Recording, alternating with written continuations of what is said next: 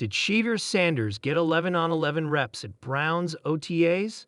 Fact-checking the viral narrative that Deion Sanders' son isn't getting a fair shot, the Cleveland Browns quarterback battle is arguably the biggest story going on in the NFL. The team has 4 healthy signal callers competing at organized team activities, OTAs, highlighted by 5th-round pick Shedeur Sanders. Sanders has been under a microscope since arriving in Cleveland, and a recent narrative has surfaced that he wasn't getting 11 on 11 reps. Shedeur Sanders' OTA performance. Cleveland's offense was historically bad last season. They'd finished 32nd in PFF's offense plus metric. Deshaun Watson started the team's first 7 games, throwing for 1,148 yards, 5 touchdowns, and 3 interceptions before tearing his Achilles and finishing last in PFF's QB plus metric. Jameis Winston was exciting to watch, but nothing worked for the Browns offensively last season. It's unclear if Watson will play at all in 2025, and the team made wholesale changes to its quarterback room this offseason. The Browns traded for Kenny Pickett, signed Joe Flacco, and drafted both Dillon Gabriel and Sanders. Sanders endured arguably the most precipitous fall in NFL draft history after balling out in his final college season at Colorado. He threw for 4,134 yards and 37 touchdowns last season, but dropped to the 5th round because of how he and his team handled the pre-draft process. The Colorado product has been working as QB4 through Cleveland's OTAs and was held out of 11 on 11 drills that were open to the media. This created the narrative that Sanders wasn't getting a fair shot to prove himself. Browns beat writer Mary Kay Cabot recently wrote about Sanders' OTA performance and how he has been getting full team reps once the media left practice.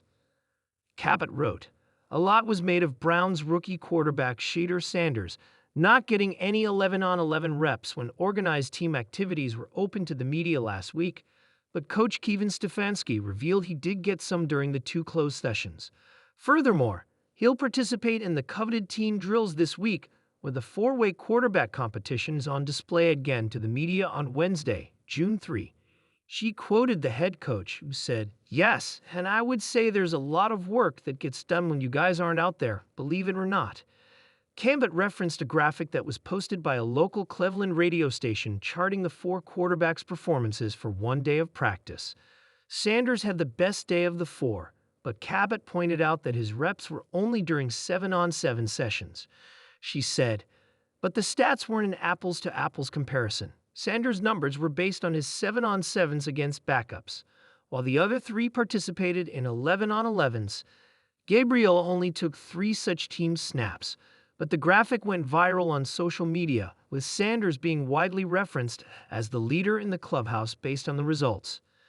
The narrative that Sanders has performed the best of the 4 quarterbacks could change once Sanders takes full team snaps in front of the media.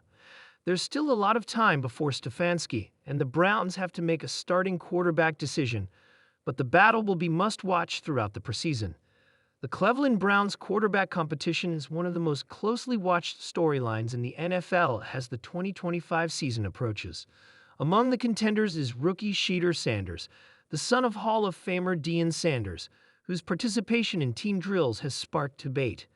Some narratives suggest that Sanders isn't receiving a fair opportunity, particularly concerning his involvement in 11-on-11 drills during organized team activities, OTAs.